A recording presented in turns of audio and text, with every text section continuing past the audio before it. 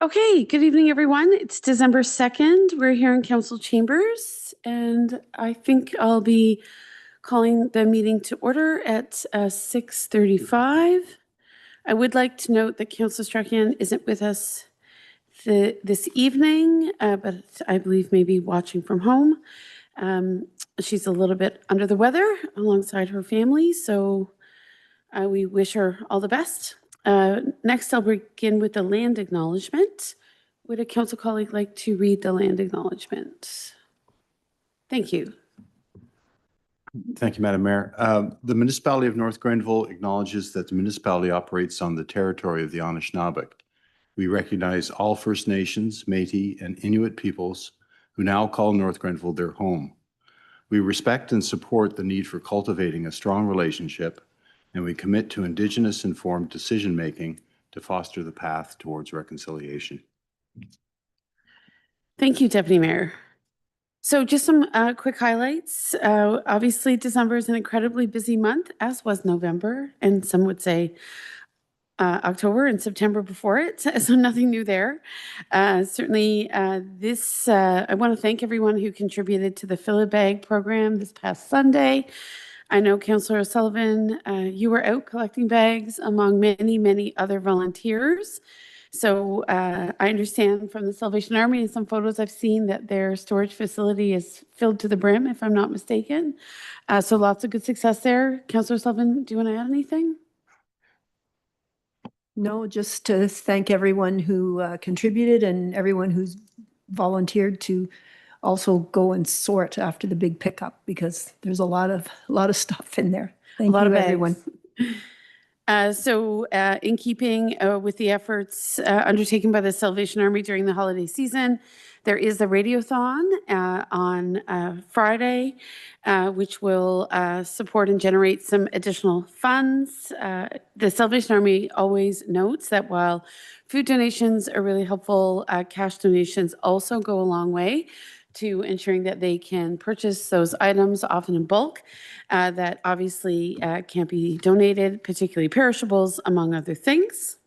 We also have the Kentville 73's annual toy drive this weekend, the Santa Shuffle, and the Elf Walk, as well as the Makers Market in Bishop's Mills.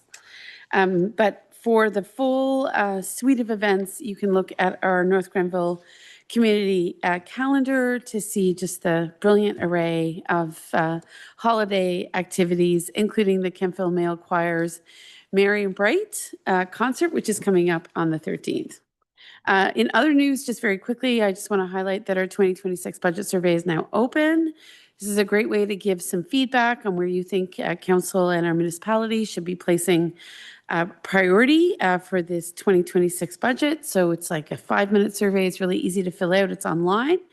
And we encourage as many people as possible to complete it.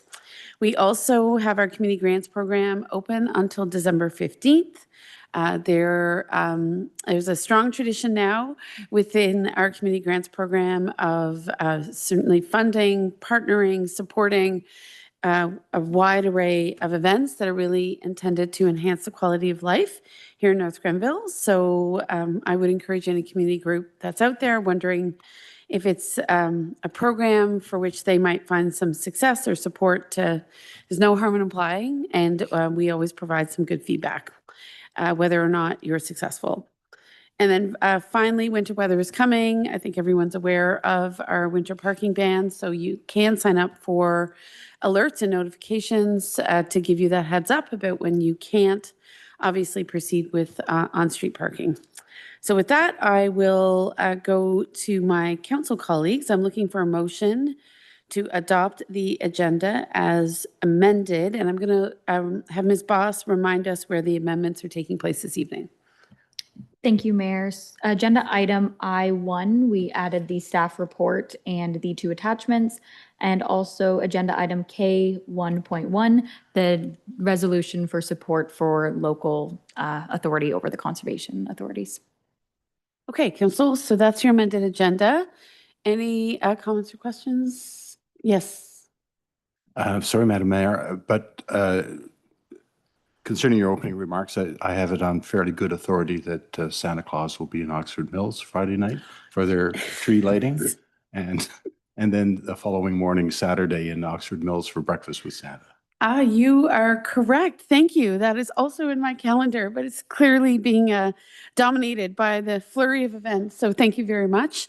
And I should have recognized, of course, that our deputy mayor and Councillor Wilson were on duty on behalf of the Claus family this past Saturday as part of Old Town Kentville BI activities and did a beautiful job. So I assume other deployments are imminent and look forward to forthcoming appearances. Thank you.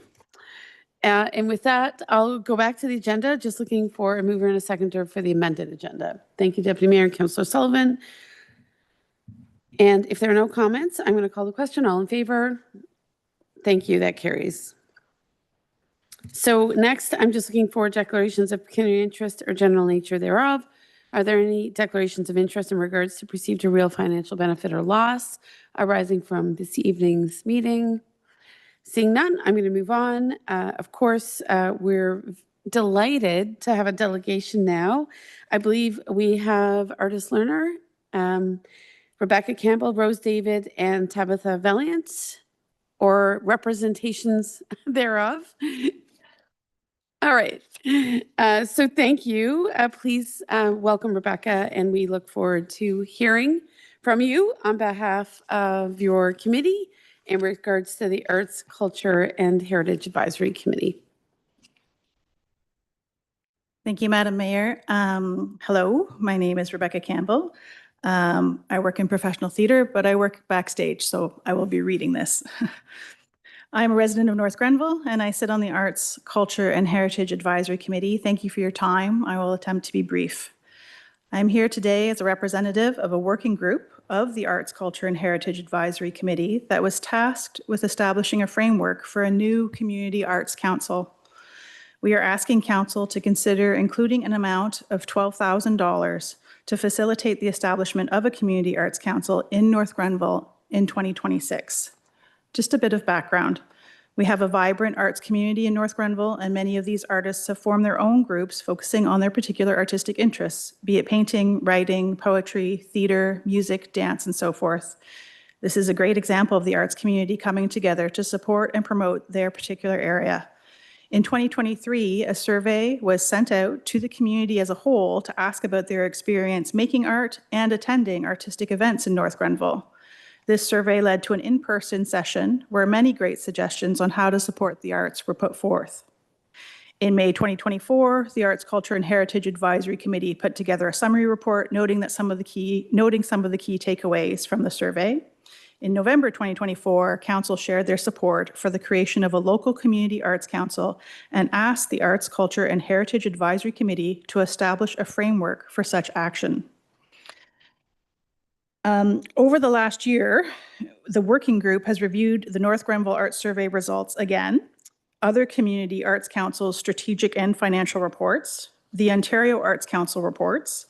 We spoke to the Prescott Russell Community Arts Council and created a draft framework and documents for guidance surrounding the Ontario Nonprofit Incorporation process.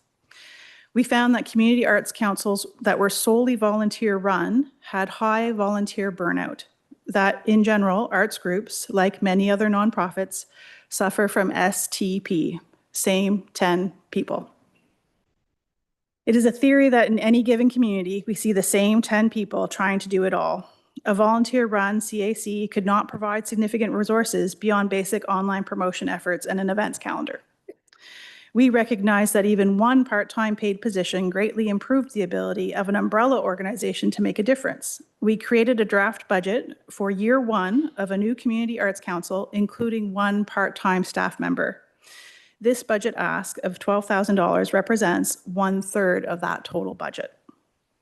It is our intent to go to the community of North Grenville in the new year and seek out interested stakeholders who would be invested in being members and board directors for a new Community Arts Council. We feel strongly that going to the community with a guaranteed amount of funding will greatly enhance the likelihood of bringing this needed resource to fruition. In discussions with a small group of stakeholders to date, the message we received was clear. We are interested, but we have no more capacity to give in terms of volunteer hours. In our research, we also noted that most community arts councils receive some portion of funding from their county or municipality on an annual basis. In lieu of a designated cultural services staff person, similar to Brockville Tourism, this would be a smaller contribution to make that not only supports the artists of North Grenville, but would in turn also spur on the economic development and tourism aspect that arts activities bring to any thriving community. Thank you for your consideration.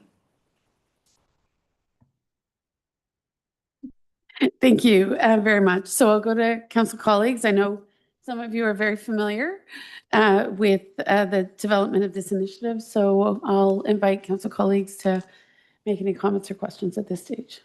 Councillor Wilson, go ahead. Through you, Mayor Peckford, I'd just like to thank this group of ladies that have initiated this working group. I sit there with you and go along with it and encourage you to keep going. And I think we're onto something big. Thank you. Thank you. Deputy Mayor? Yes, I too would like to thank the working group for all the hard work you've put in, starting from, I guess it was the fall of 2023 that we did that community consultation. So building on that, the working group, sort of took the reins and did a lot of research. And I appreciate the detailed proposal and the detailed budget. I just want to emphasize that this is a one-time sort of startup fund, and that hopefully with the stakeholders who constitute the initial board and goes through that whole process of incorporating and the other process of looking for other funds, that you'll get the budget that you look for that part-time help, because I think it's key. I think, we do see the same 10 people, and we'll draw on them again to form that initial board. But after that, I think the whole arts and culture community will benefit from having that umbrella organization. So thank you very much for your report. Any other questions or comments? Okay. Good. Thank you for your presentation and your Thank you. dedication. So if I'm not mistaken, Ms. Boss, we're going to go to I3 and discuss the public arts policy at this stage.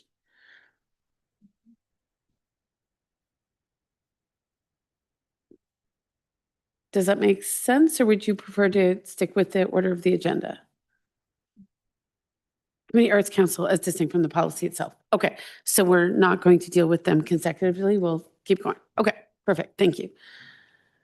Okay, so with that, we will move on to the consent agenda. Colleagues, there were just 2 items for consent: the vote counting technology and alternative voting method bylaw. As you might remember, Ms. Boss did bring that to our attention. And the second item is a request to extend the multi-year accessibility plan. Deputy Mayor. With your indulgence, Madam Mayor, I'd like to complete the presentation with a motion. I don't believe it was there, but according to the report, I think a proper motion would be, as per the working group on the Community Arts Council formation and the status report dated November 17th, 2025, that council support the one-time $12,000 line item in support of the formation of a Community Arts Council, or at least, I'm improvising here, at least staff consider the inclusion of a one-time $12,000 startup grant in the 2026 budget. Certainly. So I think, Deputy Mayor, you're welcome to move that, and we can find a seconder. Councillor Wilson, you're willing to second? Okay. So with that in mind, do you have the language of the motion, Ms. Boss? Are you clear? Deputy Mayor, do you want to just read it one more time? Or would you prefer that Ms. Boss have it? It was an Yeah. oversight that it wasn't included, I think, in Indeed. tonight's agenda. Okay. So I can take another stab at it. Ms. Boss, do you want to read it back? Ms. Boss has probably captured it. Yeah, let's see how she's captured it. Go ahead. Thank you. For clarification, the Arts, Culture, and Heritage Advisory Committee budget makes recommendations through the Director of Parks, Recreation and Culture to be included in. If you would like to formalize that you support this coming forward in the 2026 budget, but the final decision on that inclusion will be part of the 2026 budget deliberations. So I will look to It you makes if it you'd much like. simpler. Yeah, I'd move that we endorse the. Recommend. Yeah. Or recommend. Move to recommend? Yep. Yep. So with that nuance, do you want to read back to us what you understand the motion to be? It would be that council recommend that staff include the one-time $12,000 budget in the 2026 budget for the formation of the Community Arts Council. Okay, so Deputy Mayor's moved, Councillor Wilson has seconded. We understand it's a recommendation and it will be further discussed at budget time, but I believe Ms. Torch understands the spirit and the intent of the motion and the value of the work. Excellent. So with that, then I'll look for any discussion. Is there discussion? All right. If there is no discussion, then I will call the vote. All in favor? Good. All right, that carries. Thank you, Deputy Mayor, for that catch. I felt like there was a second part to our delegation, so No, I'm sorry. it felt like a bit of a hanging Yeah. cat, so I'm glad you got in there to close the loop on that. Thank you. So with that, I'll return members to the consent agenda. Again, we have two items for the consent agenda. One is the vote counting technology, an alternative voting method bylaw. Of course, this is an outcome of our previous discussion where Ms. Boss presented her proposal for how to conduct the elections, the municipal elections in 2026. And we have the request to extend a multi-year accessibility plan. So if any member wishes to pull one of these items, you are more than welcome to do so now. Not saying there's an appetite to do so. So the recommendation, of course, is that the consent agenda items G1 and G2 be approved as presented. Can I look for a mover and a seconder? Thank you. Councillor O'Sullivan and Deputy Mayor, thank you. And I will call the vote. All in favor? Great. Thank you. So we will next move on to minutes of previous meetings. You'll see, colleagues, that we have minutes from November 24th and November 25th, 2025. We are just on track here. Just as we conduct these meetings, the minutes are being presented to us in very short order. So thank you, Ms. Boss, for that. And I'll look to council colleagues for any comments on these minutes before we get a mover and a seconder. And thank you again to committee members for coming this evening. Okay, so if there are no comments, Councillor Wilson, would you like to move carriage of the minutes? Can I have a seconder, please? Councillor Sullivan, thank you. And I will call the vote. All in favor? Okay, thank you. So next, we're looking at the 2025-2026 Council and Committee meeting schedule, and Ms. Boss is going to give us a quick overview. Thank you, Mayor. Presented today is the draft proposal for the 2026 Council and Committee schedules. You will see that we, in accordance with our procedural bylaw, we kept in line with the schedule that was adopted for the previous year.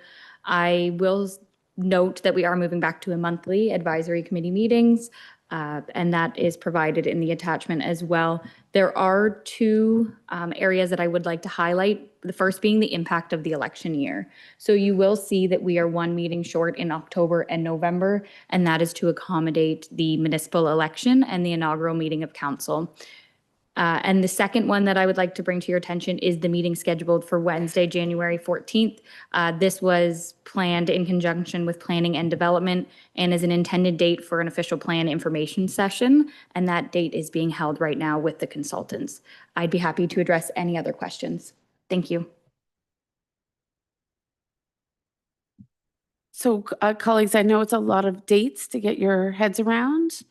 And again, appreciate having committees start to reconvene on a monthly basis. So that I think is true for all committees, with some provision for holidays in July in particular, though we know it's really at the discretion of the committee whether or not they wish to continue meeting July and August. So these dates don't tie the committee's hands should they wish to add another meeting. These are just the ones that are anticipated by the clerk's office, but if I'm not mistaken, Ms. Boss, this committee schedule would go to each committee for approval and discussion, should they want to have less or more. Is that correct? Thank you. Through you, Mayor. The committee schedule, if approved by council tonight, we'd schedule the January meeting, and an agenda item would be the approval of their 2026 schedule. So they could move any dates that they have conflicts with, add any meetings they see fit, and adjust their schedule at their committee meeting. Great, thank you. And in regards, if I might ask, to the 14th meeting, could you provide, or maybe Ms. Martin can provide more information? I don't think we're at the point of scheduling a public information session for that evening, so perhaps a little clarity. Thank you for the question, Your Worship.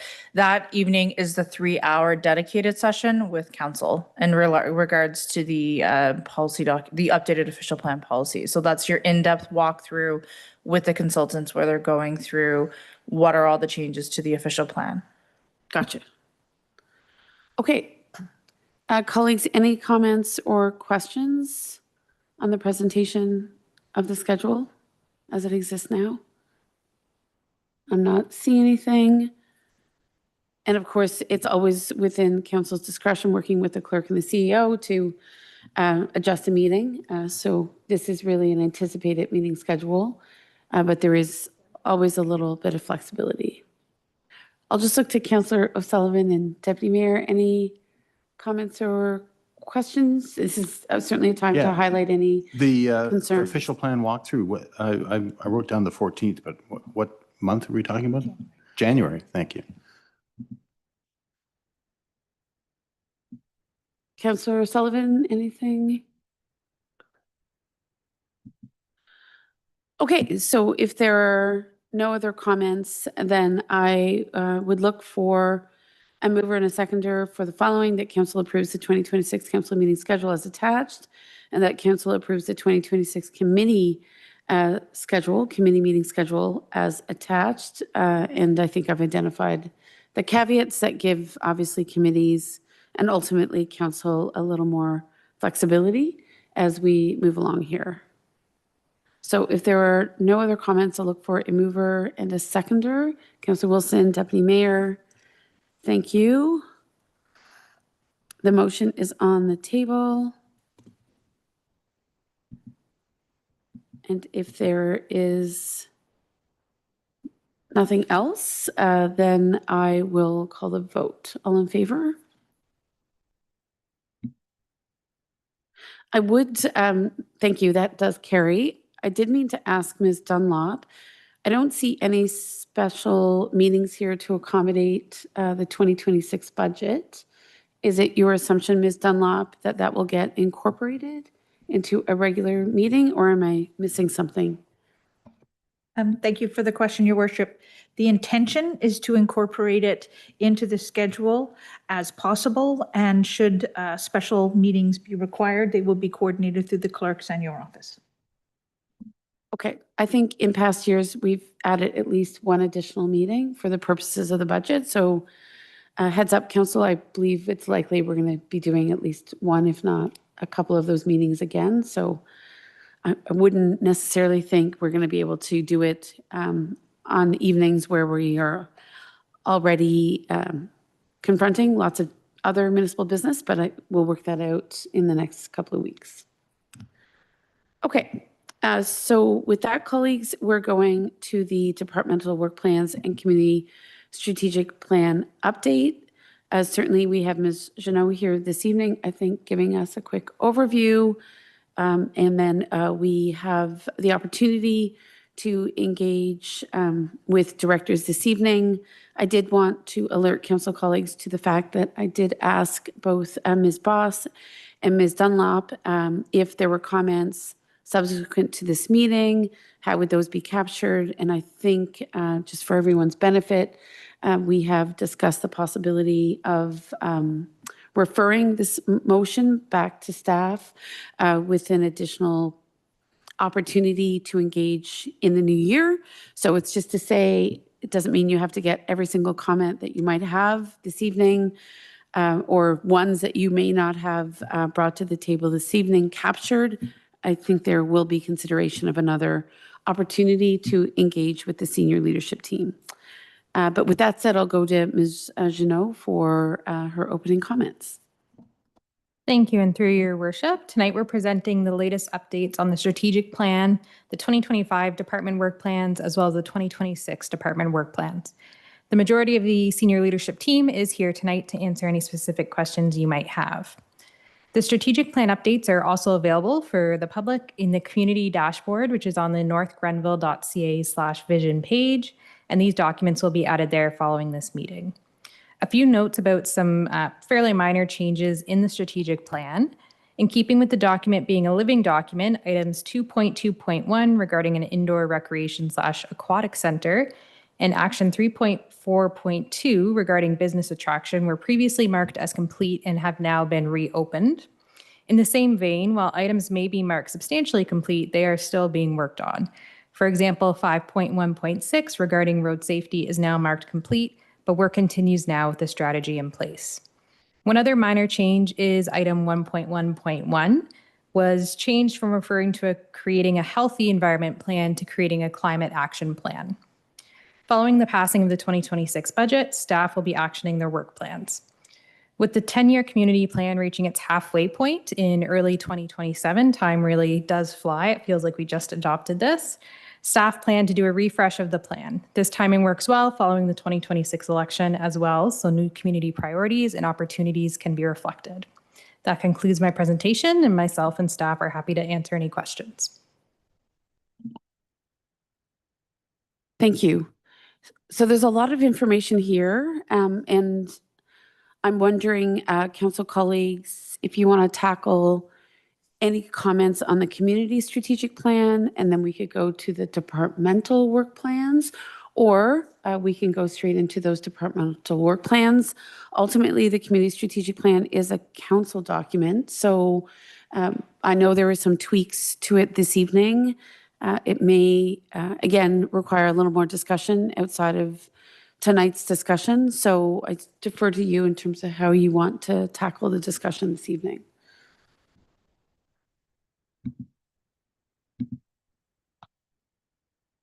I'm not seeing any hands in regards to the community strategic plan, or maybe I do. So I'll start with Councillor Sullivan.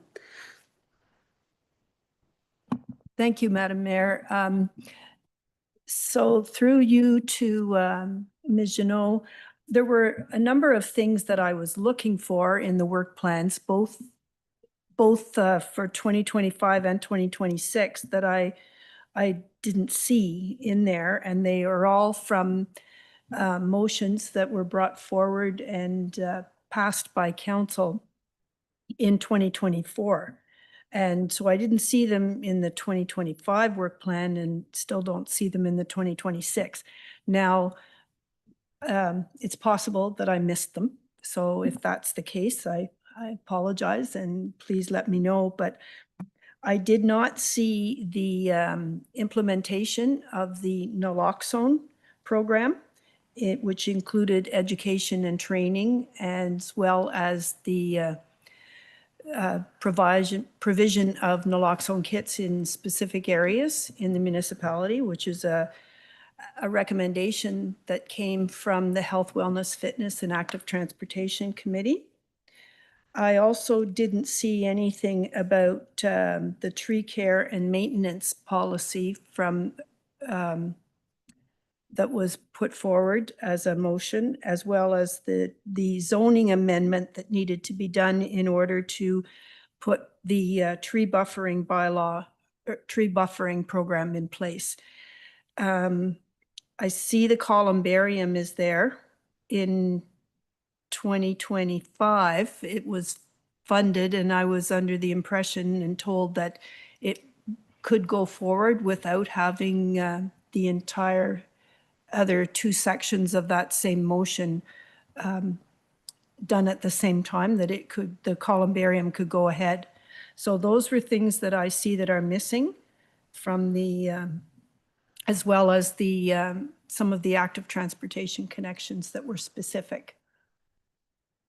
Through your worship, I'll just speak quickly to kind of the flow and how notice of motions play in, and then I'll pass it over to CAO Dunlop. So notice of motions that rise to council won't necessarily be directly reflected in the work plans, particularly in the year they're passed. But I do think perhaps senior leadership can speak to some other items that are in the plan that are in relation to the notice of motions. But I'll pass it over to CAO Dunlop to start with the naloxone, I believe. Through you, your worship, the naloxone, as we've, Councillor O'Sullivan, you and I have chatted about this, is we did run into a bit of a communication error in regards to how we're moving this forward. But as I defined the plan of attack is that we are working with the health unit to come in and do an all-staff training. As you're aware, the fire department already have an SOP and naloxone available, but we are looking at having naloxone available and staff trained, not necessarily everyone will have be administering it, but we will have all staff trained to be knowledgeable in regards to whether or not they wish to have naloxone administration opportunities, as well as having naloxone available within this building. So that is a commitment that Human Resources is working with the CAO's office on. And as you're aware, as of this past week, we now have a Human Resources Director, so she will be instrumental, and with her background with the health units, we will be able to use and benefit from that knowledge. And if I can ask Madam Mayor, if Director Martin can provide any updates in regards to the operational components of some of the other items that were discussed that are not included in work plans. Through your worship, in regards to the tree care and maintenance, I believe that was something that both Parks and Recreation and Public Works were looking at. In regards to the tree buffer, staff are aware of the request from the member of council to look at that provision and are working on finding a timeline within our work plan for next year as to when we could reasonably expect that to come forward. Other priorities have been brought forth for other bylaws to be addressed. So we did have to do some reshuffling to accommodate that. But we will look at when and provide a timeline that we could provide a council report with some suggested zoning regulations to council for their consideration. Okay, thank you very much for that. I just, you can help me understand this, but notices of motion that come from council or come to council and then are approved and carried by council, I'm just not clear why they are not then put in work plans for the departments. And so I thought that this is the work plan. And I note that all of these were approved in 2024. So it's a year this month for most of them and or more. So I thought that they would be included in the work plans rather than, you know, I'm just concerned that they're left off. There's no record of them. They're not there. I don't understand why, if it's moved by council, why they don't become part of the work plans. I'm not trying to be difficult. I don't understand why they're not there. So I'm going to ask Ms. Dunlop to speak to how those notice of motions can get captured in the work plan. And certainly tonight was an opportunity to hear from council. It's not my understanding that we'll necessarily receive or approve the work plans this evening. But Ms. Dunlop, over to you. Thank you, Your Worship. The notice of motions, as well as the significant resolutions from the advisory committees, are charted, they are monitored, and they are and actioned. They have not been necessarily actioned as quickly as I believe council has hoped based on staffing resources. But we are now, with the assistance of the clerk, bringing them forward from an SLT standpoint, as well as monitoring them. They may not, depending on the nature of the motions, rise to work plans, but they are absolutely monitored. And I will say that in 2026, there will be better list and control of some of those notice of motions coming forward on a more speedy fashion, because as I said, with the new clerk in place, she is assisting us with not only the tracking, but following up on those motions. Maybe if I might, just given that information, of course, we understand there's a lot of operational priorities, and then certainly there's things that, from a council perspective, are also feel relatively urgent, or we're looking for some of those policy shifts sooner rather than later. Ms. Dunlop, would it be reasonable, however, given some of the notice of motions that have been sort of waiting in the wings, if you will, if we could look at potential adjustments to the 2026 work plan to reflect some initial work on, some of those policies in particular, where council has signaled an appetite, such as the tree care and maintenance policy, so that they're captured in the work plan. I think the concern is they will get lost. We understand there's a tracking mechanism through the clerk's office, and that's very helpful. But ultimately, I think having them embedded in the work plan would give council the most assurance that they are being addressed in a fairly timely way. And if I may, Madam Mayor, we're going to have a working session, as I understand, on some of the conversations on the work plans, the strategic plan, et cetera. What we will have available is those charts, and that we can provide those as an additional resource for the conversation for that day of training. Okay, thank you. And I'll just get a follow-up from Councillor Sullivan, and I'll go to Deputy Mayor, and then I'll give Councillor Wilson an opportunity. Go ahead, Councillor Sullivan. Thank you again, Madam Mayor. If I may, just another question, I guess. Now, I completely understand the multi-year accessibility plan resolution that we had on our table and on our agenda this evening came forward from an advisory committee meeting that was held on November 26th and then came to council tonight. Completely understand that was urgent. It had to be done. So it could come to council with less than a week. And yet there were resolutions from the Health, Wellness, Fitness, Active Transportation Advisory Committee that were from October 14th, and they still haven't come to council. And there is a bit of a time issue with one of those resolutions because we need to make arrangements for space and for a speaker. And hopefully do that during Heart Health Month in February. So there is a bit of a timing issue for that resolution.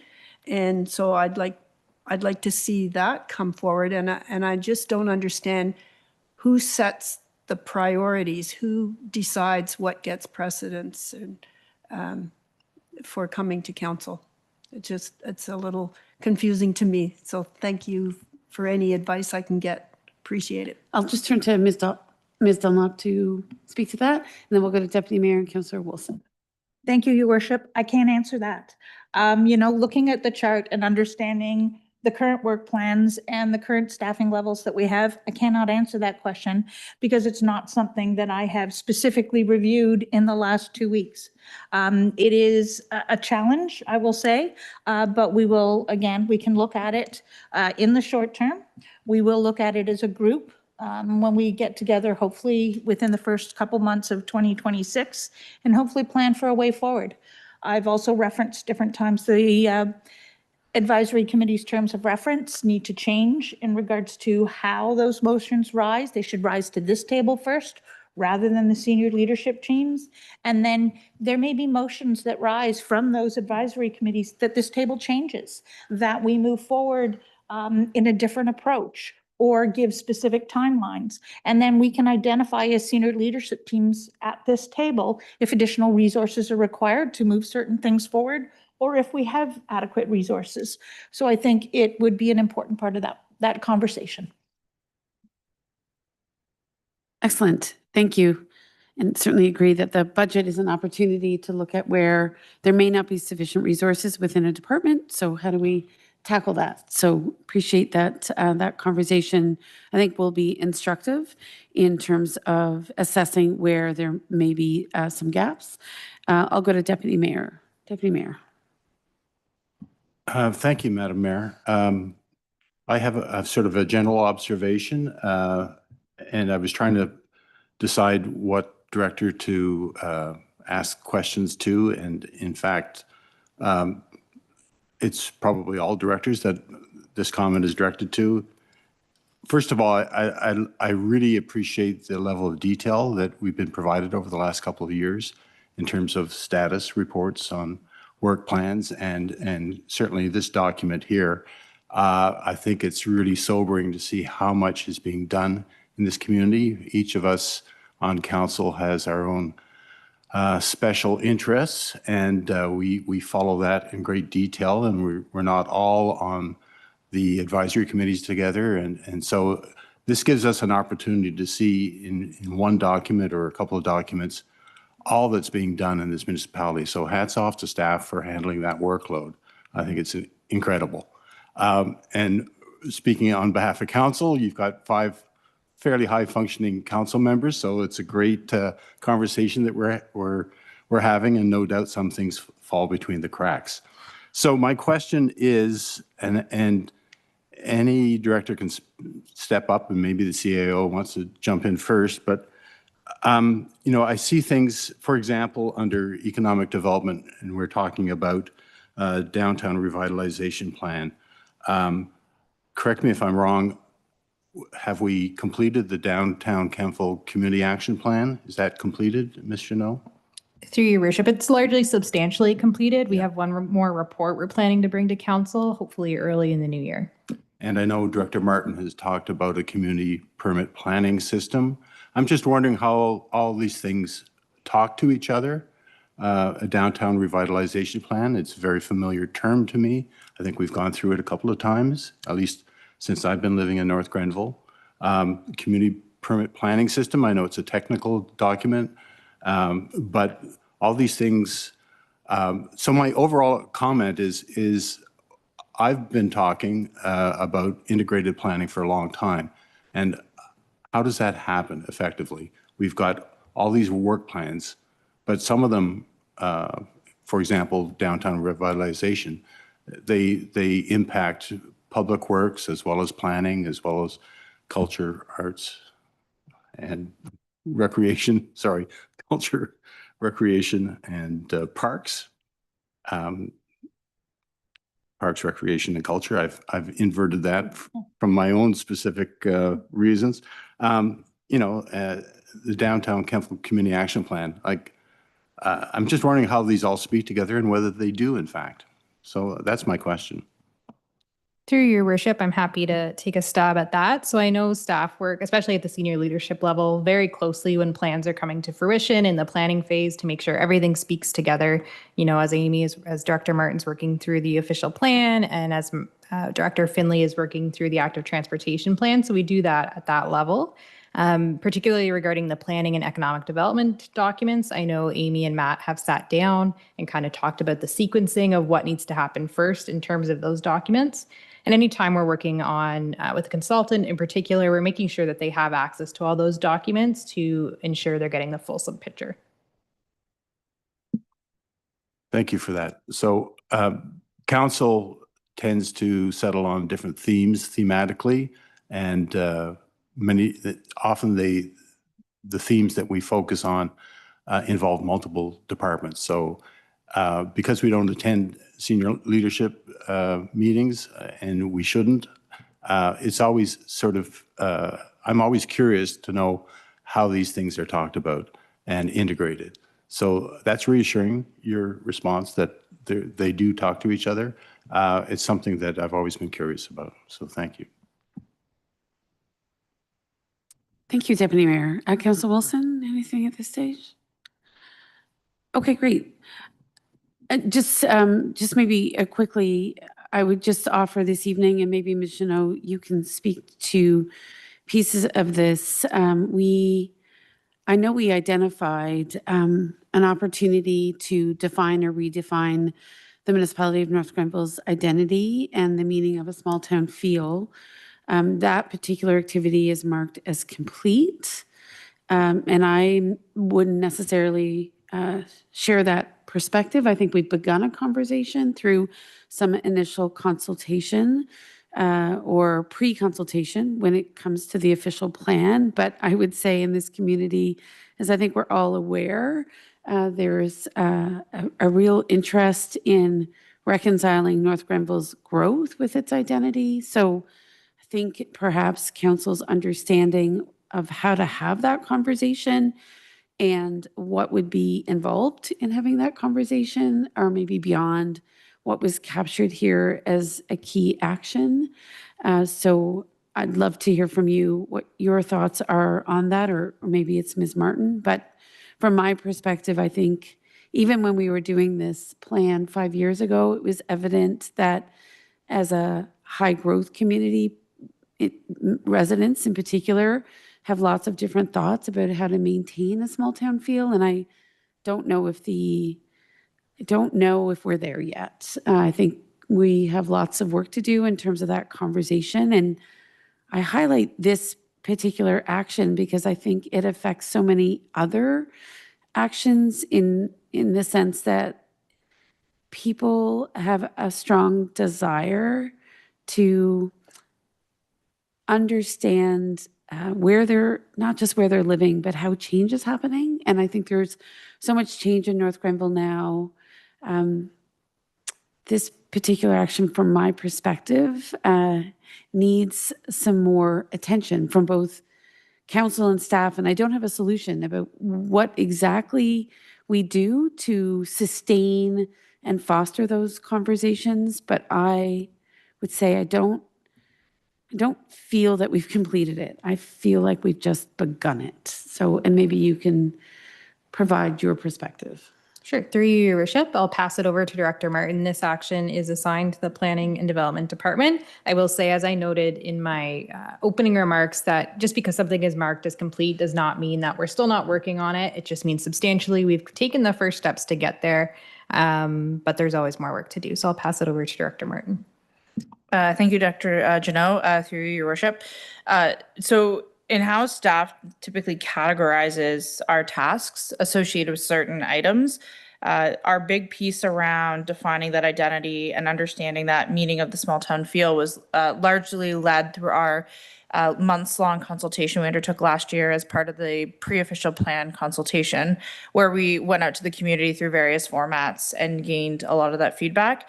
All that to say is that I echo what Director Janot has said in regards to just that even though it may be complete from that task perspective, these are things that are always ongoing. Under our current official plan update, these conversations are still happening. And as we continue to grow and change the community, that definition or that understanding will continue to adapt and change. So if we approached it from that task perspective as to where we identified those things happening, we completed the major task.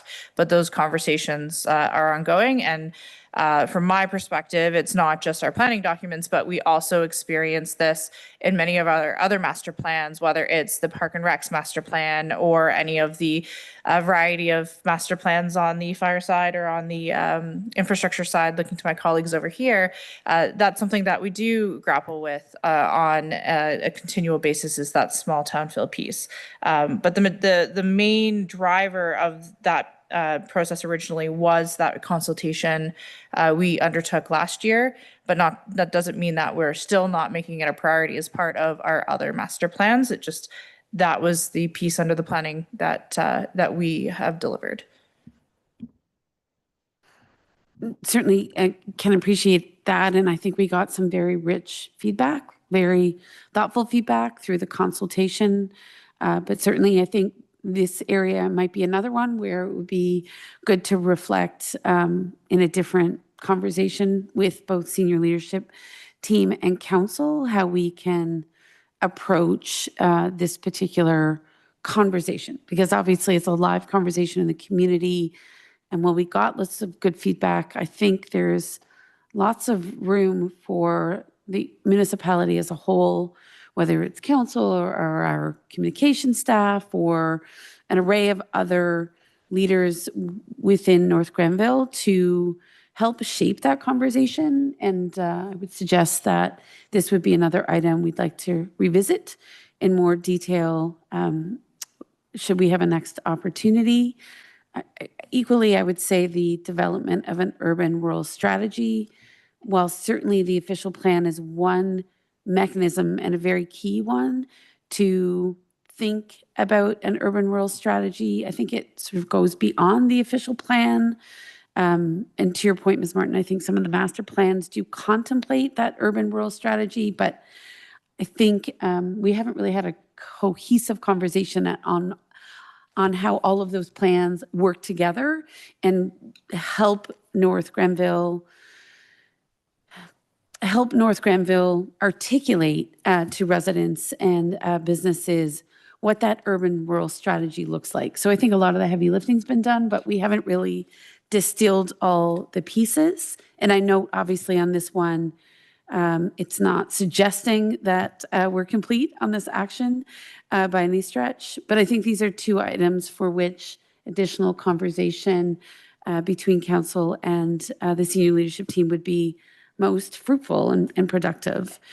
I have a few other items, but I believe it might be best this evening to have council consider something that I had raised earlier, which is that at this time, working with our clerk, she advised that for council's consideration this evening could be the following, that the staff report tonight would be referred back to staff, and that staff and council hold a facilitated strategic priorities session in February of this coming year to support the finalization of the 2026 departmental work plans, and that subsequent to that session, staff report back to council with a final update. So council, that's one way we could go this evening, and I'll look to Deputy Mayor. I would support doing that because otherwise we're getting into a level of granularity line by line, which take a long time. And I think if we have the opportunity to contact various directors about specific items, that would sort of seed that conversation in February. I'll speed ahead as far as your work plan. I know there's a lot, as I commented earlier, in it. I just have one comment since we're talking, since Mayor Peckford, you brought up reconciling the urban rural nature of our municipality and the fact that we haven't really landed on a definition or an understanding really of what constitutes a small town feel. I'd just like to comment that for me, Kemptville was a small town, and over time we've surrounded it with suburban subdivisions, and that's caused a lot of stress. So for me, the small town feel can still be felt in the small town, which is downtown, which is why I'm kind of fixated on downtown revitalization. So if anybody listening or tonight or later who lives in one of these brand new subdivisions and hasn't been below County Road 43, you can find the small town, in my opinion, the small town feel, downtown Kemptville. And that's something we should preserve and help maintain. Thank you for the opportunity. Nice plug. Well done. Colleagues, I have suggested a possible way forward, but I would need a mover and a seconder at some point, and I will recognize Councillor O'Sullivan. Thank you, Madam Mayor. I echo what Deputy Mayor said about the small town feel. And I would say that the evening they lit the Christmas tree in Rotary Park, the small town feel was alive and well, very much so that evening. It was a great evening, and kudos to the BIA and everyone else involved in putting that together. It was great.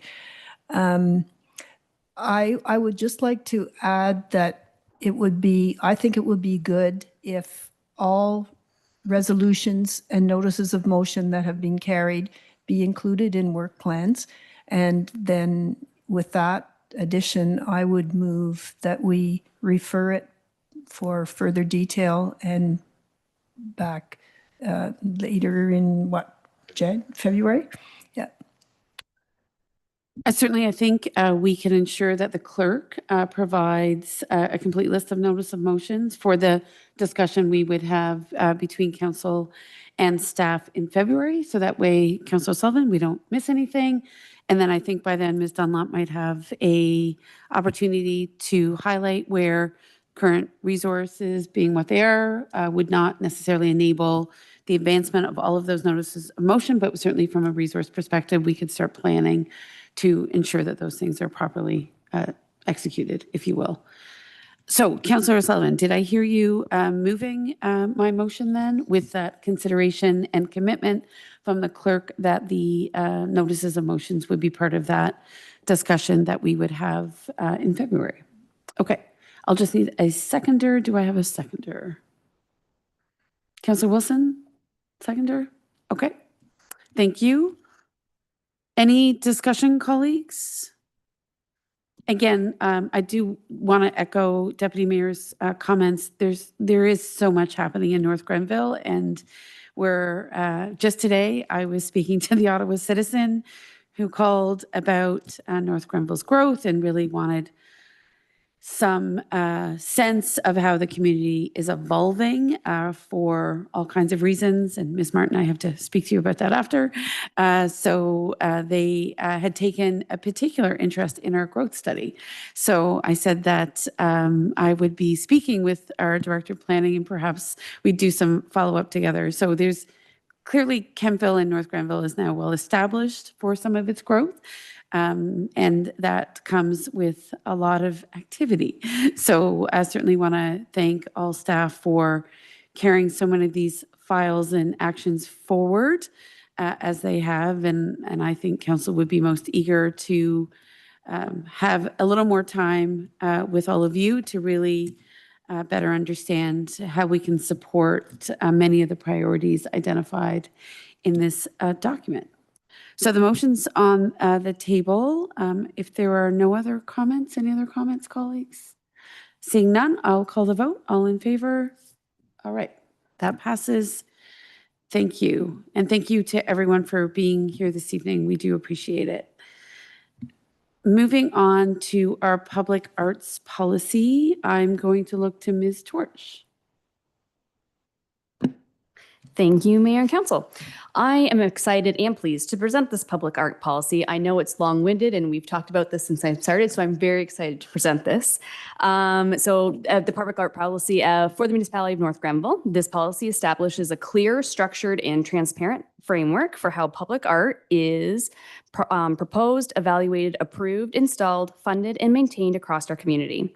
The purpose of this policy is fourfold. So it's to guide the commission, acquisition, and management of the public art on municipally owned land, and to clearly outline expectation and responsibilities for privately owned public art and private property, to ensure that all public art follows a fair, competitive, and transparent process grounded in municipal procurement, accessibility, and health and safety requirements, to establish a clear administrative framework for Arts, Culture, and Heritage Advisory Committee, staff, artists, and property owners, including roles, responsibilities, contract standards, and maintenance expectations, and also to eliminate ambiguity and reduce municipal risk by outlining when the municipality is and is not responsible for funding, liability, and maintenance of long-term stewardship.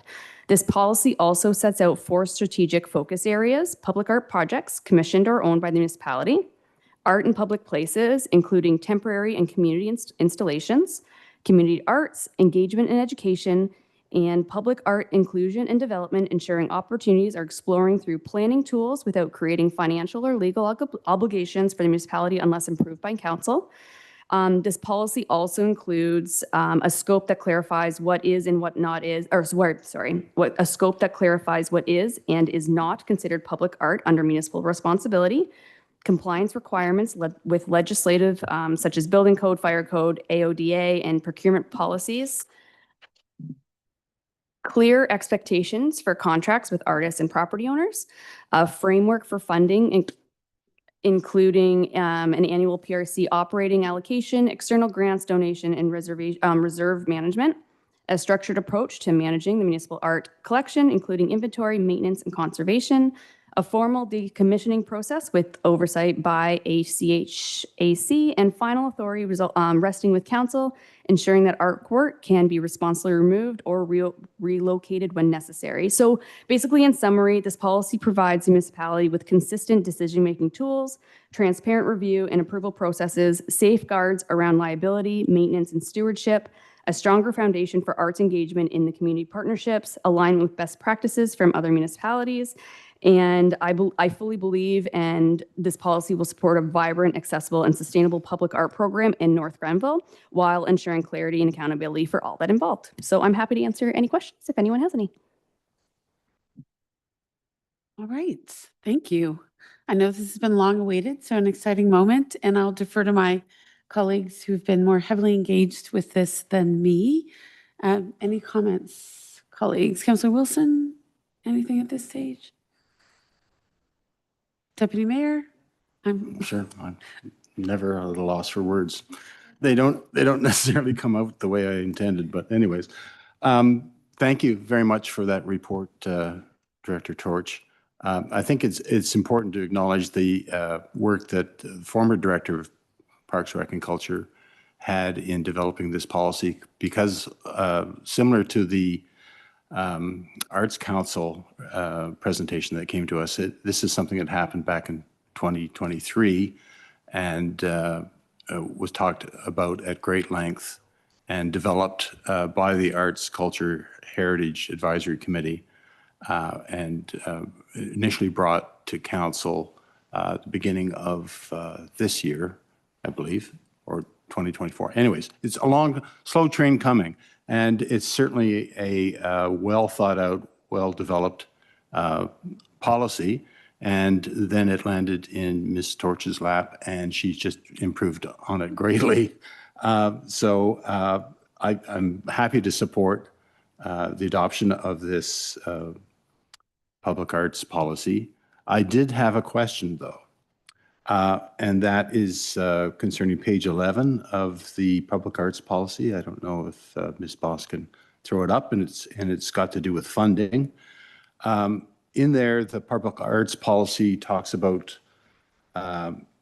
wanting the program to be funded in a consistent and responsible manner. And the paragraph I basically talks about how it will be funded. The allocation amount will be determined annually through the budget process, and it goes on to say will not exceed a defined percentage of the municipal tax levy. Then it gives an example of up to 0.25% of the annual tax supported budget. I'd like to suggest a change, and that would be to that last sentence, that it'll be determined annually through the budget process and will not exceed 0.5% of the annual tax supported budget. So it shortened it, and it's changed the example to something more concrete, 0.5, and it would be up to 0.5% of the annual tax supported budget. So councils this year and subsequent councils it would be up to them how much, but this puts a cap on no greater than 0.5% of tax revenue.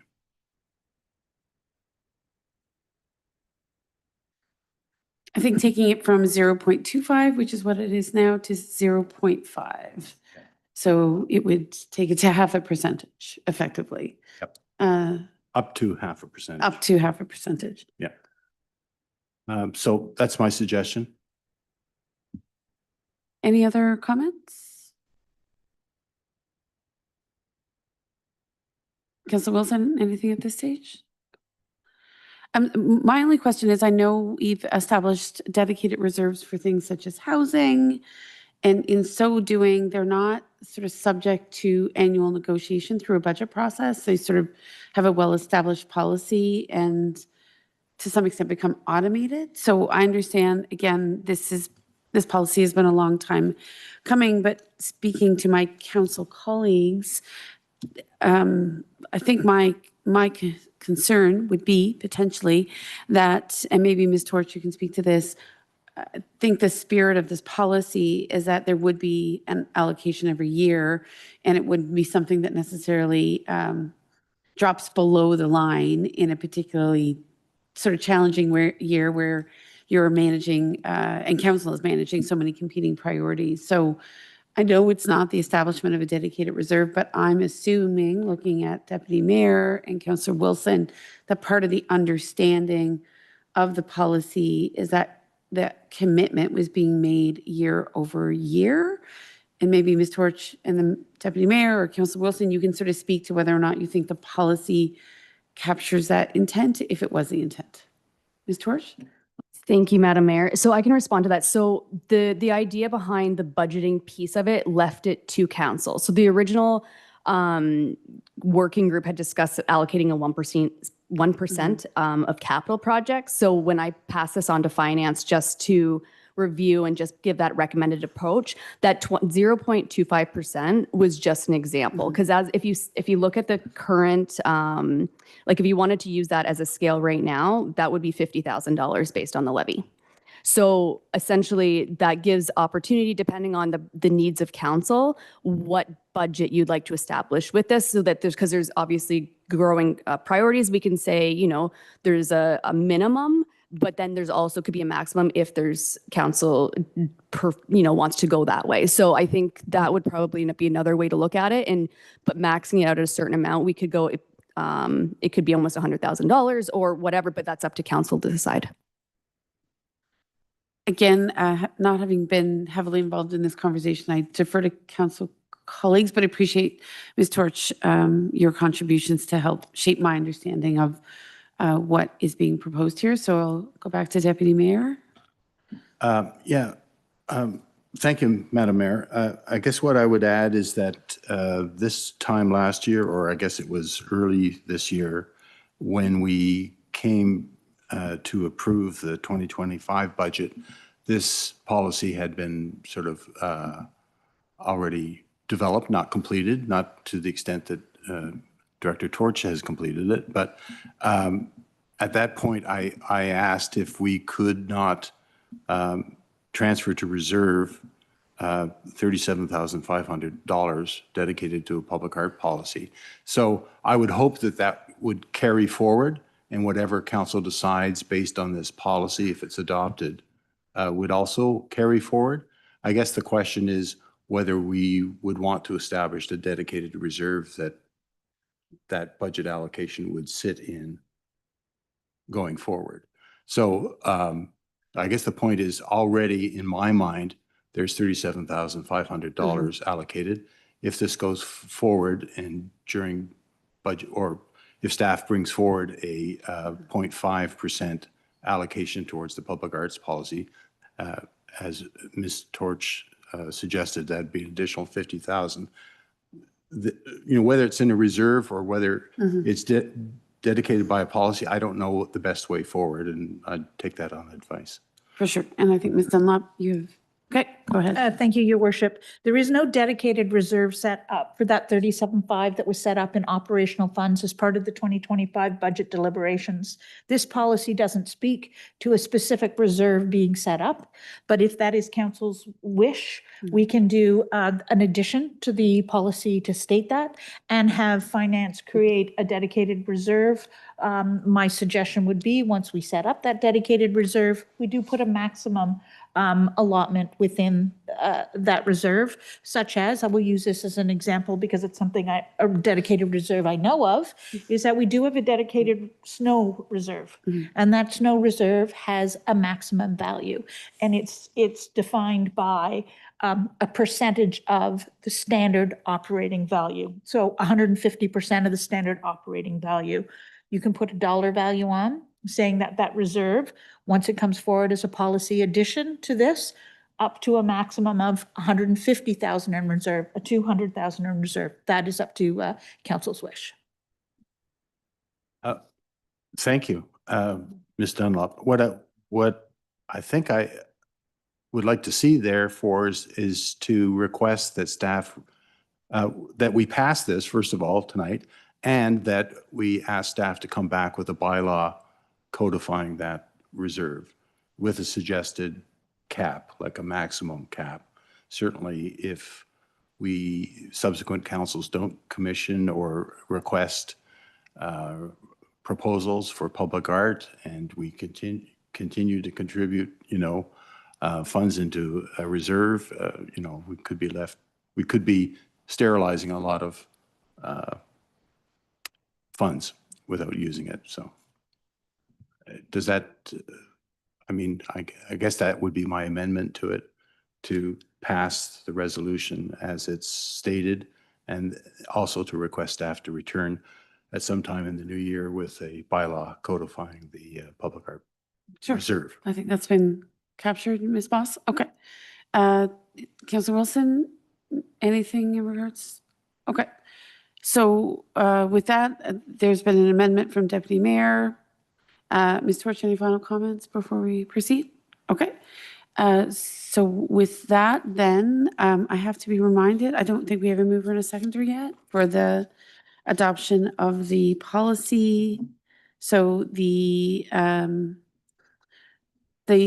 motion obviously would read that council approve and adopt the Municipality of North Grenville's public arts policy as attached to this report, and that council directs staff to implement and administer the public arts policy through the Parks, Rec and Culture Department with advisory support from Arts, Culture and Heritage in accordance with the council approved terms of reference, plus direction to staff to return with the establishment of a, I think, dedicated reserve mechanism by which those funds would be collected, or another mechanism. I believe, Ms. Boss, you have Deputy Mayor's original language. Okay.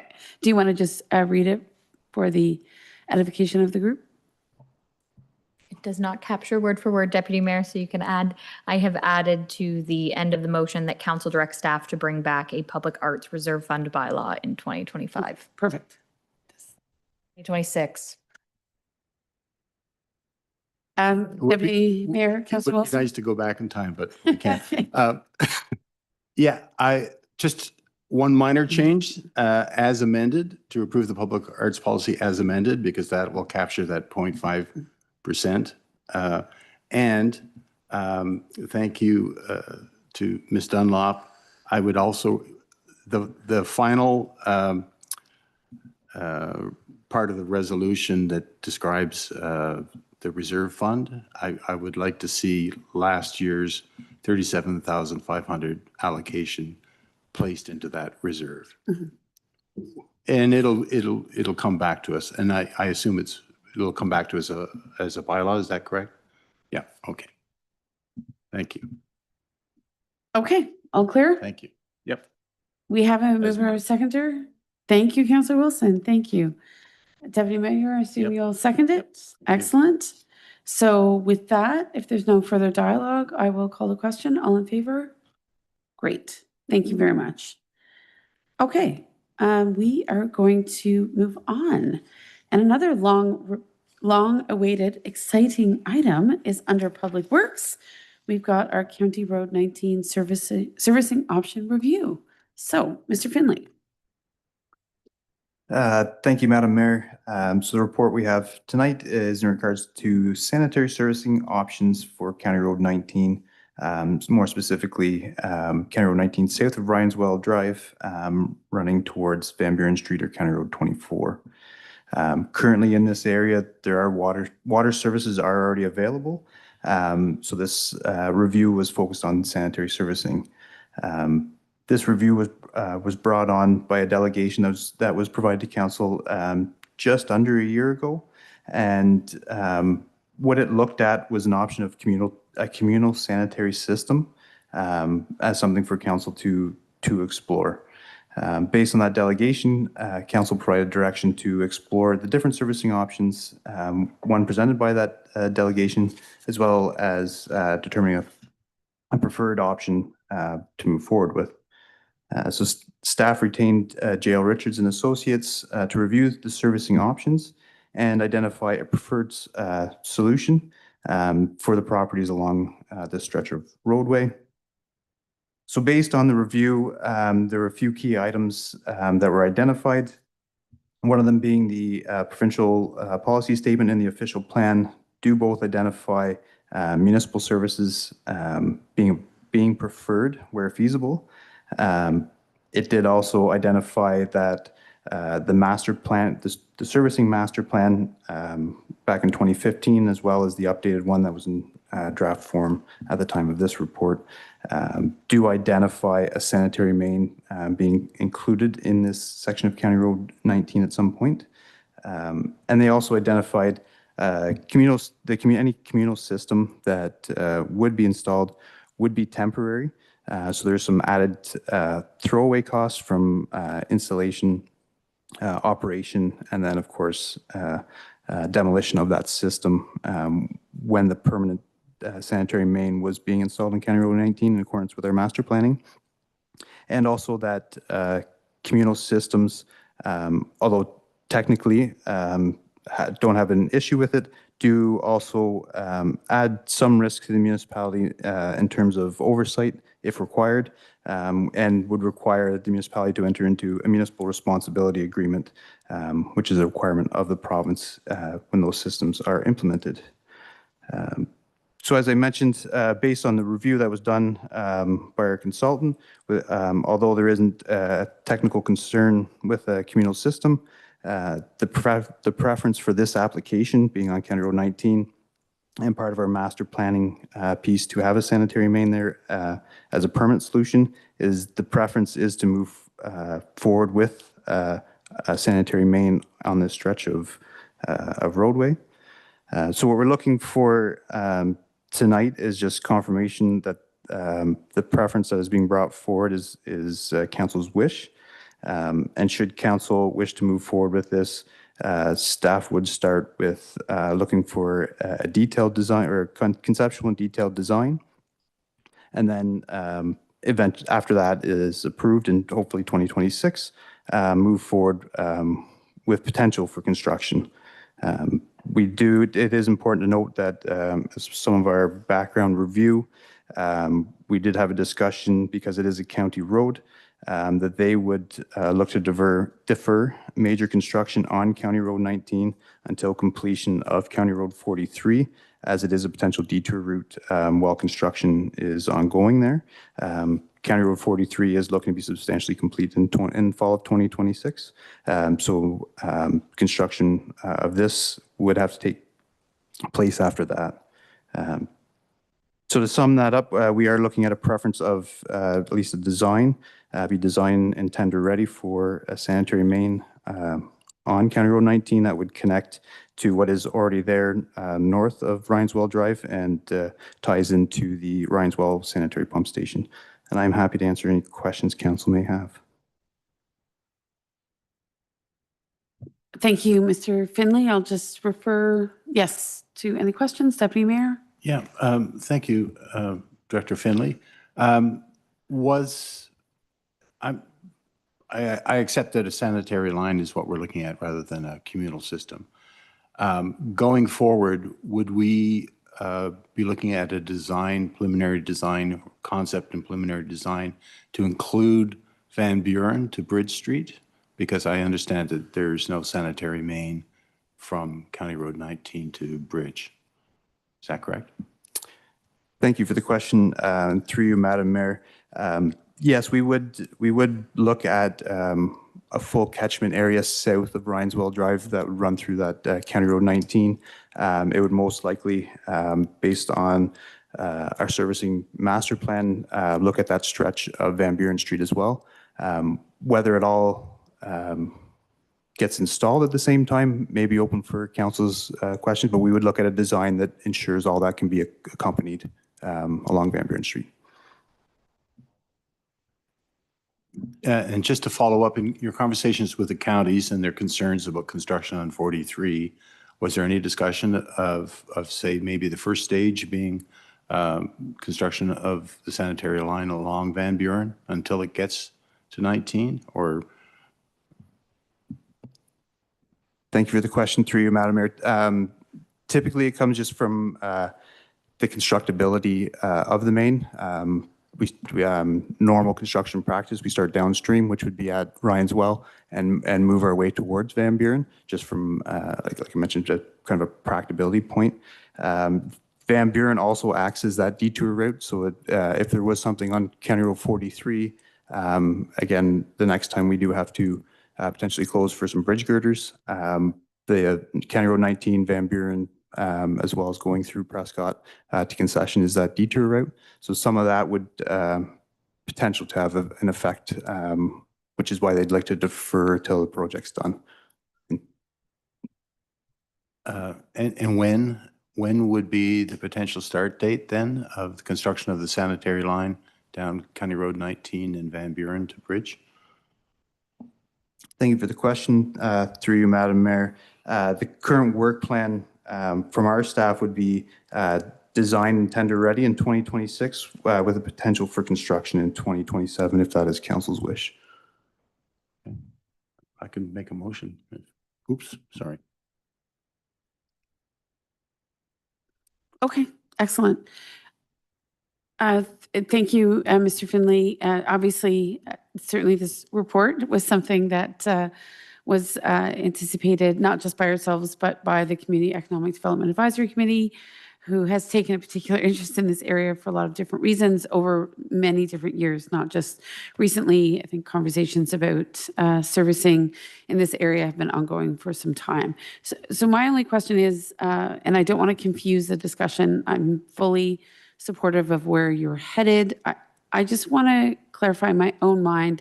At some point, there was some discussion about front-ending agreements and who pays for it. What I'm hearing you say is that the municipality, as per this report, would proceed to build the sanitary main on both Van Buren and County Road 19, where it currently isn't, and then really the mechanism to recover some of those growth-related costs is through development charges. So I've always assumed that would be the most efficient mechanism, but I just want to hear from you, is that your thought process in terms of how it would be financed?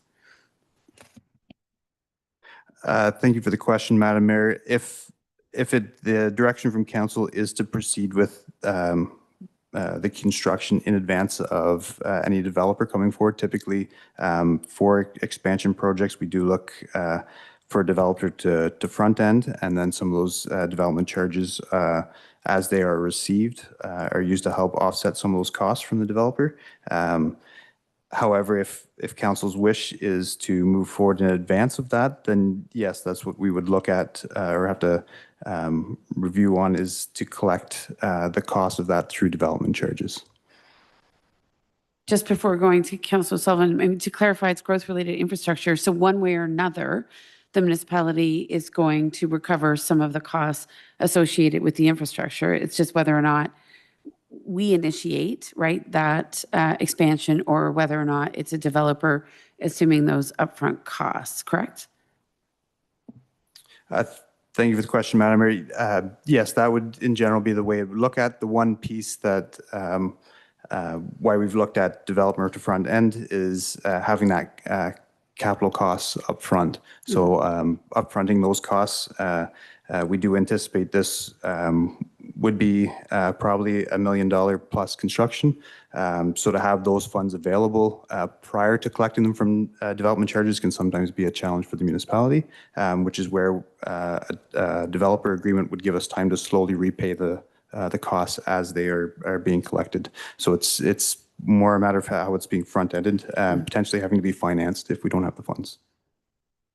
Indeed. And I guess my only comment, and I'll go to Councillor Sullivan, is we've probably been waiting a very long time for someone to front end, right? The establishment of this infrastructure, and we could be waiting another decade, who's to say? So I think certainly just to be clear with council colleagues who aren't part of the CDAC committee, I think the conversation has been that this is an area that would benefit from full servicing for all kinds of reasons, and waiting for a large developer to step forward may not be realistic or practical. So with that in mind, certainly I think I share in the sentiments of my colleagues that just getting it done may be the most efficient way forward. With that, I will recognize Councillor Sullivan. Thank you, Madam Mayor. Through you to Director Finley, I just would like to clarify the amount of money that is required for this design. the motion or the document here says there was $20,000 allocated in the 2025 budget for the design of this solution on County Road 19. So is that the amount of the design, $20,000 for the design of this sanitary? Thank you for the question, Madam, or through you, Madam Mayor. No, that would probably have got us some conceptual pieces to it. If we were going to get into a full detailed design, some geotechnical investigations, hydrogeological investigations, kind of where the groundwater is rock, we're probably looking closer, I would think, and to have a tender-ready package, we're probably looking closer to about 100,000 by the time we do all that work. That was more to get a conceptual of what it would look like, and then if we wanted to work with the developers to move it forward, that was what that piece was looking at. Okay, thank you for that clarification, because I thought if we were paying $43,000 for the design of a crosswalk, I thought $20,000 for this whole sanitary line would be a real bargain. Anyway, thanks for clarifying that. Okay, thank you. So once again, appreciate the insight you've lent this evening, Mr. Finley, and I believe Deputy Mayor, you're looking to move a motion of some sort? Yeah, and this is for discussion, obviously, because my motion would be not to speak to the financing of it, but strictly the detailed design and, as Director Finley said, the tender-ready proposal. So, and I say that because it's important to get things moving, and that would certainly help sweeten the pot, as it were, for a developer to come in and possibly fund it. But to your point, it may take a long time to do. But I think my motion would be to ask staff to bring back in the 2026 budget an allocation for the detailed design, including all the hydrological studies, et cetera, to have a tender ready proposal. Well, I think the motion that's prepared tonight is that council direct staff to design a sanitary main on County Road 19 as a preferred sanitary servicing option. So I think that captures the intent for that detailed design. Is that right, Mr. Finley? Thank you, Madam. Yes, that was the intent, is that we would bring that forward as part of the 2026 budget for that. Okay. But if we give you direction this evening, you don't have to wait for the adoption of the budget in order to proceed, because we're not quite there when it comes to a budget. So I'm just wanting clarity maybe from Ms. Dunlop. If direction is provided this evening, I believe Mr. Finley has the opportunity to move forward. Thank you, Your Worship. Yes, if the direction is provided by council this evening, we would proceed, but understanding that it is December the 2nd, so an RFP would probably not be received back from any bidders until after the budget process has hopefully concluded. But we will, with this direction, start drafting the RFP. Right, which is a little better than waiting for the budget and then issuing an RFP. So it gives Mr. Finley some latitude, I think, to act sooner rather than later. Right, okay. So we have a motion on the table. Seconder, Councillor Wilson. Any comments? Councillor Wilson, anything you wish to add at this stage? Okay. Yes, Deputy Mayor. So detailed design, but that would be costed, or right now we're talking about, I don't know what the D-class estimate is, 77,000 per 100 meters or something. It's the D-class estimate is $700,000 to construct, but based on the detailed design, would we also get a more detailed budget? Well, let's go to Mr. Finley. Go ahead. Yes, thank you through you, Madam Mayor. That would be a request of the consultant once there is a design, a cost estimate to go with that. So we understand for construction. Okay, motion's on the table, has a mover and a seconder. Appreciate the information this evening, and I'm going to ask for any final comments or questions. Not seeing any hands. So I'll call the vote. All in favor? All right, that carries. Thank you very much. Next, Mr. Finley, I believe you are speaking about the level 3 low water conditions response. This is The catalyst for this, of course, was a lot of conversation in the community and among the council table, as well as a delegation to which obviously highlighted the need to potentially have some protocols in place for when we have a level 3 low water advisory in place. So I'll turn it over to you. Yes, and thank you, Madam Mayor.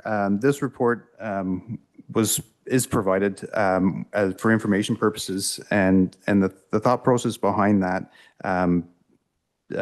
looking at the turnaround to give some options or some thoughts for council, is the idea of there are a number of policies and requirements that would take some time to develop and put through. So I wanted to give an update to council on what resources we do have, and kind of where as staff we need to look at in areas to help respond to level 3 low water conditions when they're declared. So as you mentioned, this was brought forward based on a delegation that was presented to council back in October. And it was looked at to provide options for residents affected during a level 3 low water condition to ensure there is water accessible. I did want to note that there are also private considerations that residents could explore. However, this report only looks at different municipal options that could be considered. I just wanted to note that as of last week, the Rideau Valley Conservation Authority have recently moved to a level 2 low water condition. They've moved away from the level 3. However, South Nation Conservation Authority still has their watershed at level 3. And the municipality does have area in both these conservation authorities. So we do look at both groups when some of those declarations are made. So some of the options that staff have looked at to help accommodate, there is, with discussions with Director Torch, there is the potential for some water bottle filling stations and showers that could be made available at the municipal center. So some of these stations, these water bottle filling stations, provide the same municipal drinking water that's available throughout the facility and are intended for short-term personal use and to fill small reusable bottles. Showering facilities, again, could be a possibility here at the municipal center. However, there would require a policy to help determine availability, hours of access, staffing requirements, and operational considerations, because we would want to ensure that doesn't interfere with the regular operations of the arena or events that are taking place here. So those are two options that we could look at for residents that are affected. Another item that was brought up was the ability to provide bulk water. Currently, the municipality does provide bulk water by appointment and through registered haulers, bulk water haulers, so that they can have an account with the municipality. We would have to look at completing some adjustments to that bulk water if we're going to have some smaller filling opportunities. Typically, our bulk water is filled at a water pollution control plant, so that can be monitored by staff and records of the water taking is accounted for. As council is fully aware, we are undergoing construction at the water pollution control plant, and access for that is currently restricted. So that's where we're looking at it. If there are requirements for bulk water, it's by appointment so that we can make alternate arrangements from the current facility we have. As part of this option, staff could explore implementation of a separate bulk water filling station within the service area. Through our review, many bulk water filling stations from other municipalities can be automated, which would help reduce staff monitoring requirements and how those stations are affected. One of the aspects that does need to also be considered is winter condition policy, so that because we're dealing with water, it doesn't freeze depending on how it's looked at, and increase our maintenance if there's issues there. So those are some of the major locations of items that we have available if there are residents that are having some effects, whether it's bulk water or some personal use. And those what we thought we'd provide to council. But again, there are some policies that would still have to move forward just to make sure we have everything required there. In terms of bulk water, sorry, I missed this part. In terms of bulk water, our current charge is $4 per cubic meter of water that is taken. And it also has a minimum fee of $50. And that's for some of the staff time, connection items that need to take place for bulk water. We do look at maintaining that, would look at maintaining that cost based on a review from other municipalities that have very similar costs in terms of bulk water taking. Some range from $4.19, $3.85 per cubic meter. So just for to remind council, that's $4 for the municipality. It's $4 per 1,000 liters. So it does work out to just under, well, about 0.4 of a cent per liter. So it does have some cost-effective means in terms of providing water rather than looking at private options.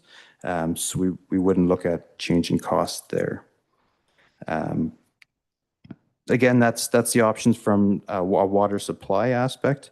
One other item that we did highlight in the report that doesn't affect how there's access available, but helps kind of protect our municipal system is we could look at amending our current water use bylaw and adding in some potential water restrictions to municipal users so that this would only apply to users that are on the municipal system. In the event some of these low water conditions are identified, and we do see, if we were to see some negative effects to the municipal water system. I will note during the current level 3 low water conditions, we have not seen any significant impacts to our municipal system. So there were no water restrictions placed. But if there was some updates to the bylaw to include some provisions, it would just speed up that reaction time if necessary. So those are some of the updates I have for council. Again, it is an information report, but happy to answer any questions. Thank you.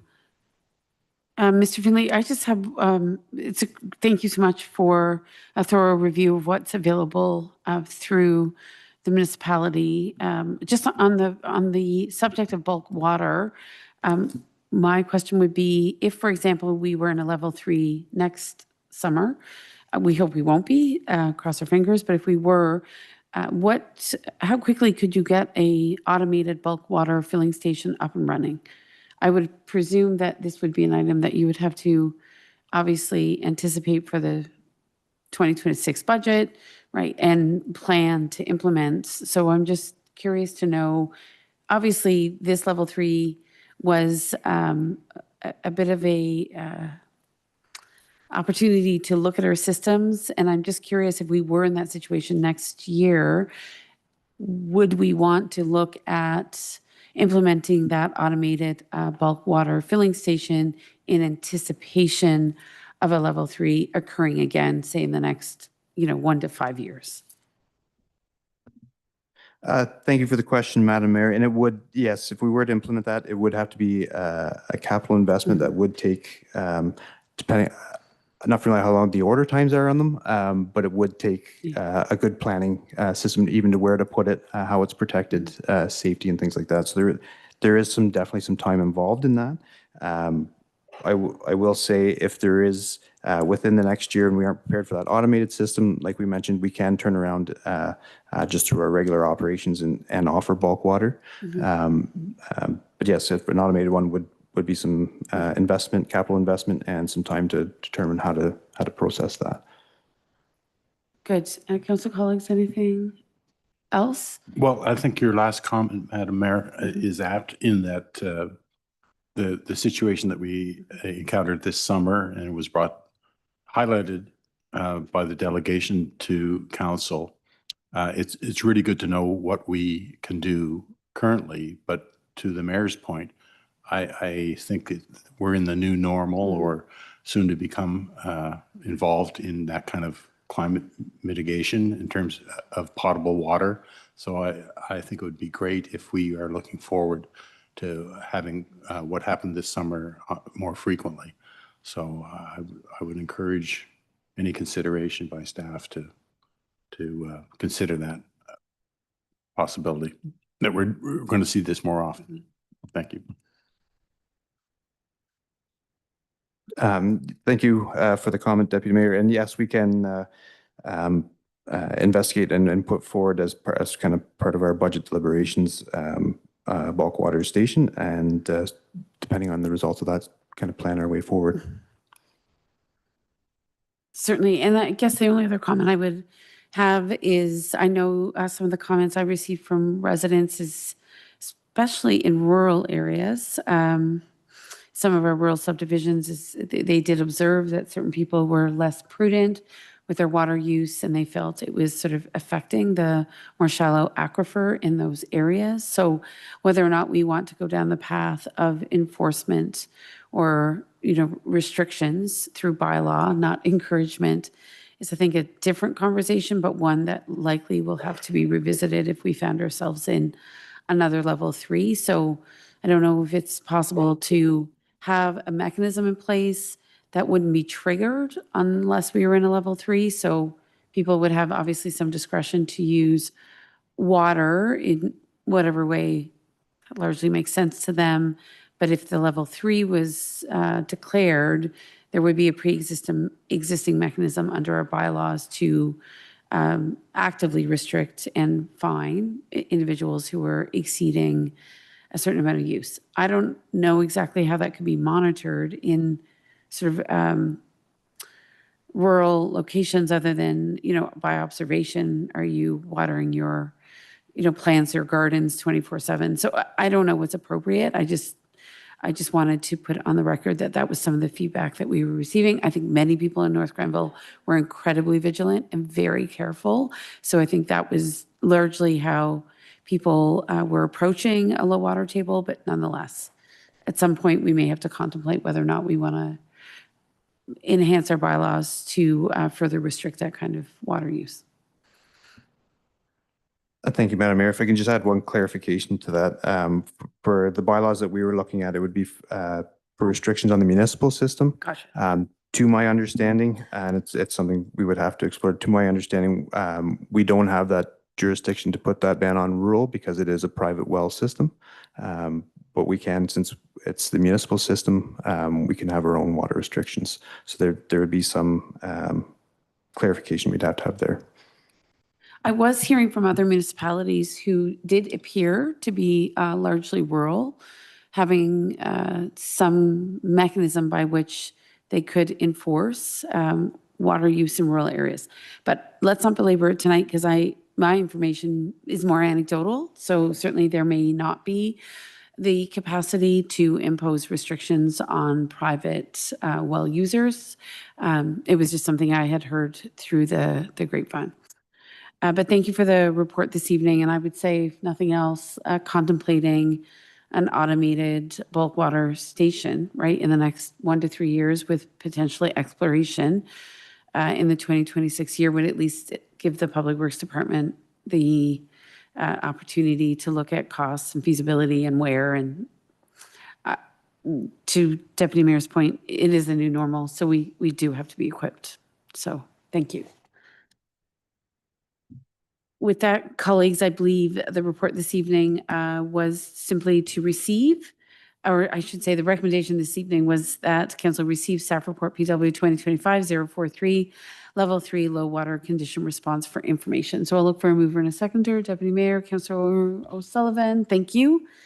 That motion is on the table. Any other comments or questions? I'm not seeing any. I'm going to call a vote. All in favor? Great, thank you. Okay. So with that, we will move on. Certainly, I think our next item is correspondence. Colleagues, you'll see a long list of correspondence. If there's anything you would like addressed or highlighted for future discussion, certainly you can alert me now.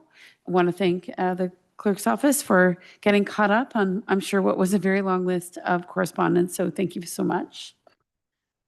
And if there is nothing under correspondence, of course, there is under notice of motion this evening, something in regards to support for local governance of conservation authorities. And I believe Councillor Wilson, while I don't think you have to necessarily read the whole motion unless you wish to, do you wish to provide any context this evening? I believe this has come from the South Nation Conservation Authority. So is there anything you'd like to say at this stage?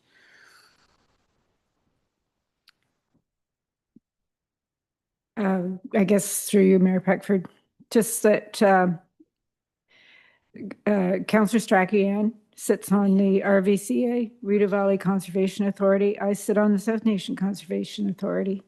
And this, as I said last week, has come about, and all the conservation authorities in our area feel strongly that we need to address this, and this is why this motion is coming forward. Great, thank you. And to your point, certainly Councillor Strachan highlighted for me, and I think council colleagues, that the RVCA is equally supportive and motivated to have councils consider this motion this evening. I also did hear from someone else that the Mississippi Conservation Authority, they own some, or have been gifted some buildings in Elmont. And if this amalgamation goes forward, there's a possibility of those buildings being lost and not taken care of, and whoever owned them prior doesn't want them back. So it might mean a lot of things are going to fall through. To go from 36 conservation authorities down to 7 within Ontario is a big leap. And anyhow, it's not something I want to see happen. Great, thank you so much. So the motion is before us, colleagues, and I am presuming, Councillor Wilson, you'd like to move that motion this evening? All right, and I'll look for a seconder. Okay, Deputy Mayor, thank you. And we appreciate the very long preamble and also the resolution, which clearly states that council does not support the proposed consolidation boundaries presented in ERO 025-1257, or the creation of a new provincial conservation agency. Okay, so with that in mind, the motion's been moved and seconded, and if there's nothing else, I'll call the vote. All in favor? Great, that carries, thank you. And now moving to notice of motions for consideration at a future meeting of council. Any other notices of motion, colleagues? Seeing none, we'll move to period for questions from the remaining members of the public. Hello, thank you for being here. Any questions this evening? All right, thank you. We appreciate you being here nonetheless. We'll move to confirmation bylaw. That confirmation bylaw is attached to this agenda, be read a first, second, and third time, and finally passed in open council. I'll look for a mover and a seconder. This is slightly new language for us. Deputy Mayor and Councillor O'Sullivan, thank you. And I'll call the question. All in favor? That passes. And then finally adjournment, colleagues, and that is that we adjourn at 8:23 p.m. to meet again at the call of the mayor. All right. So I'll look to Councillor Wilson to move that and Councillor O'Sullivan to second. And I'll call the question. All in favor?